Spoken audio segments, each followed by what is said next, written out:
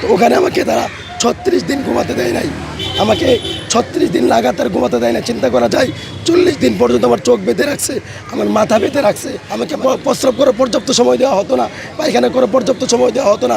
পায়খানা করতে গেলে সেখানে দরজা খোলা রাখতে বলতো। তারপর আমার পোশাক তারা খুলে নিয়েছিল, আমাকে পাগলের পোশাক রাখা হয়েছিল। ইলেকট্রিক শকের মাধ্যমে, ওখানে আর অনেক লোক আছে, ইলেকট্রিক শকের মাধ্যমে, গরম পানির মাধ্যমে, এরকম লাঠি পিটার মাধ্যমে, হাত প্লাস দিয়ে বা কুড়াই ফেলার মাধ্যমে, সুই ঢুকাই দেওয়ার মাধ্যমে, মানসিকভাবে বিভিন্নভাবে তারা টর্চার করতো। আমি মুফতি মোহাম্মদ শফিকুল ইসলাম, প্রিন্সিপাল মার্কাজুস সুনান মাদ্রাসা পূর্বাচল, ঢাকা। তো আমাকে গত জানুয়ারি 2022 সালের 13 জানুয়ারি রোজ বৃহস্পতিবার রাত 8টা 35 মিনিটে মোহাম্মদপুর কৃষি মার্কেটের সামনে থেকে আমাকে তুলে নিয়ে যায় সাদা পোশাকধারী লোকেরা, ডিবি পরিচয়ে তুলে নিয়ে যায়। তো সেখানে তারা প্রথমে একজন আমাকে বলে, ভাই আপনি কি মুফতি শফিকুল ইসলাম মার্কাজুস সুনান মাদ্রাসার প্রিন্সিপাল? তখন আমি বললাম জি। একথা বলতে আরেকজন কানে কানে বলে, আমরা ডিবির লোক, সোজা গাড়িতে ওঠো, নতুবা সোজা গাড়িতে উঠ, নাতে শ্যুট করে মেরে ফেলবো। একথা বলতে তাদের কালো গ্লাসে গাড়ির মধ্যে আমাকে ঢুকিয়ে ফেলে। তারপর আমার সাথে সাথে আমার ফোন নিয়ে ফ্লাই মুড করে বন্ধ করে দেয়। আমি তাদের অনেক বলেছি, তারা যেন আমাকে আমার পরিবারের সাথে যোগাযোগ করে জানায় যে আমি গ্রেফতার হয়েছি বা আমি প্রশাসনের লোকের কাছে আছে, কিন্তু তারা এটা করে নাই। তারপর তারা আমার চোখ বেঁধে ফেলে, কিছুক্ষণ পরে তারা আমার 2 হাতে হ্যান্ডকাপ পরায়। তারপর তারা আমাকে নিয়ে যায় এক জায়গায়। আমি আন্দাজ করেছি বা পরবর্তী সময় জানতে পেরেছি সেটা উত্তরা র্যাব 1-এর তত্ত্বাবধানে, যদিও তারা নিজেকে আমার সামনে ডিবি পরিচয় দিয়েছে, কিন্তু তারা র্যাব 1 ছিল। র্যাব 1-এ তারা র্যাব 1 অফিসে না, অফিস এক জায়গায়, আর টর্চার সেলের অফিস থেকে আরেকটু দূরে। কারণ আমাকে জিজ্ঞাসাবাদ করা হয়তো টর্চার সেল থেকে, গাড়ি দিয়ে আয় নাই না, জিজ্ঞাসাবাদ করা হয়তো, টর্চার করা হয়তো।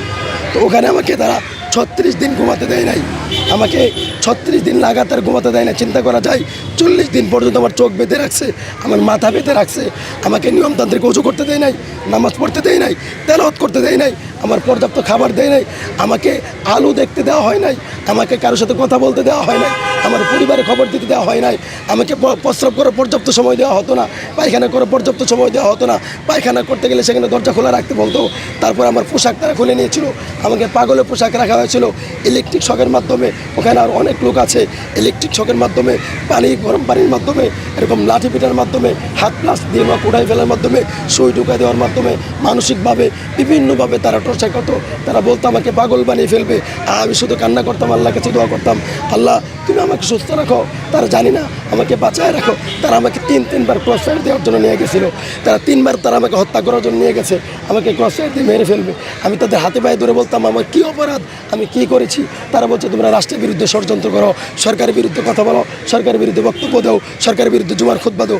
আমি বললাম আমি তো ছোটো মানুষ, আমার তো এত পরিচিতি নাই, আমি এতটা ফেমাসও না, আমার কথা কার কী আসা যায়। আমি আপনাদের এমন কী ক্ষতি করে ফেললাম, আমি তো কারো কোনো ক্ষতি করে নাই। আমি আমার জীবনে কাউকে বকা দেয় নাই, গালি করে নাই, কারো সম্পদ নষ্ট করে নাই, দুর্নীতি করে নাই, মিথ্যাচার করে নাই, কাউকে আঘাত করে নাই, কাউকে হত্যা করে নাই, কোনো ধরনের অপরাধ কারোর সাথে করি না। তারপরেও তারা আমাকে এরকমভাবে নির্মমভাবে অত্যাচার করে 40 দিন আমার চোখ বেঁধে রেখেছে। তারপরে 40 দিন পরে তারা আমাকে আমার পোশাক পরতে দেয়।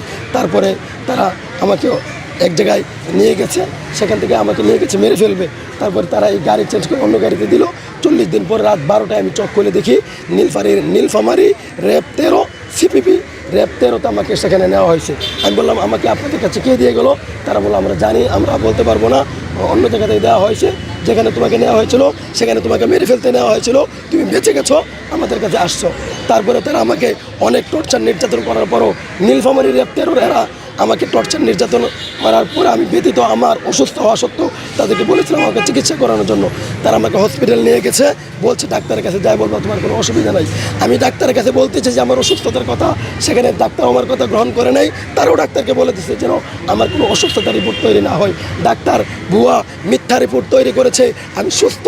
তারপরে সেখান থেকে আমাকে ম্যাজিস্ট্রেট কোর্টে নিয়ে যাওয়া হয়, সেখানে আমাকে বই দেখানো হয় কোর্টে নেওয়ার আগে, যদি তুমি ম্যাজিস্ট্রেটের সামনে সব কিছু বলো এতদিন যাওয়া হয়েছে, তাহলে তোমাকে আমরা সেখান থেকে ম্যাজিস্ট্রেট তোমাকে নেবে না, আমরা আবার এনে তোমাকে গুম করব।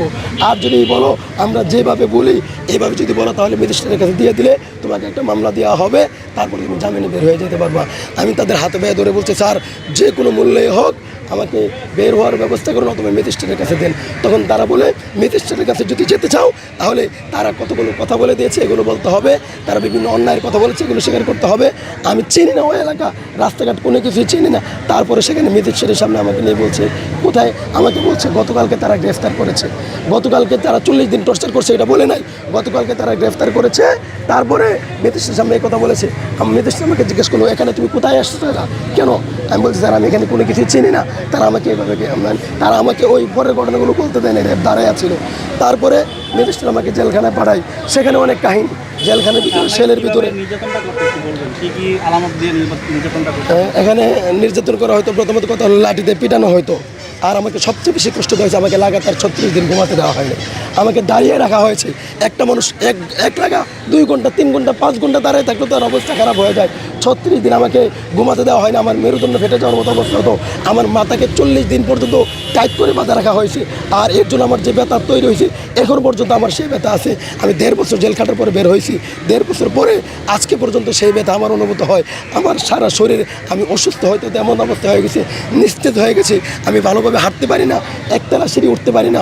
অথচ আমি অত্যন্ত পরিশ্রমী ছিলাম, কর্মঠ ছিলাম, আমি অনেক পরিশ্রম করতে পারতাম। আজকে আমার জীবনটা, হ্যাঁ চোখ বাঁধা ছিল, চোখ বাঁধা ছিল, হাত বাঁধা ছিল, কখনো হাত পিছন দিয়ে বাঁধা রাখতো, কখনো উল্টায়া রডের লেগে ঝুলায়, এরকম রডের সাথে ঝুলায় বাঁধা রাখা হয়তো। ওখানে যে ছোটো ঘরটা, ওই ঘরটা একজন মানুষ শুধু দাঁড়ানো যায়, এর বেশি কিছু করা যায় না। হাঁটা চলা করে একজন মানুষ দাঁড়ানো যায় বা চাইলে বসতে পারে, কোনোরকম শুইতে পারে। এত ছোট্ট একটা কবরের মতো একটা ঘর, ওই ঘরের মধ্যে সেখানে রাখা হয়তো, অন্ধকারের মধ্যে রাখা হয়তো। ওখানে সবচেয়ে বড় কথা হলো যে মানসিকভাবে আমাদেরকে ব্যাপক টর্চার করা হয়তো, শারীরিক টর্চার করা হয়তো, আর আমাদেরকে এভাবে বিভিন্নভাবে গালিগালাজ করা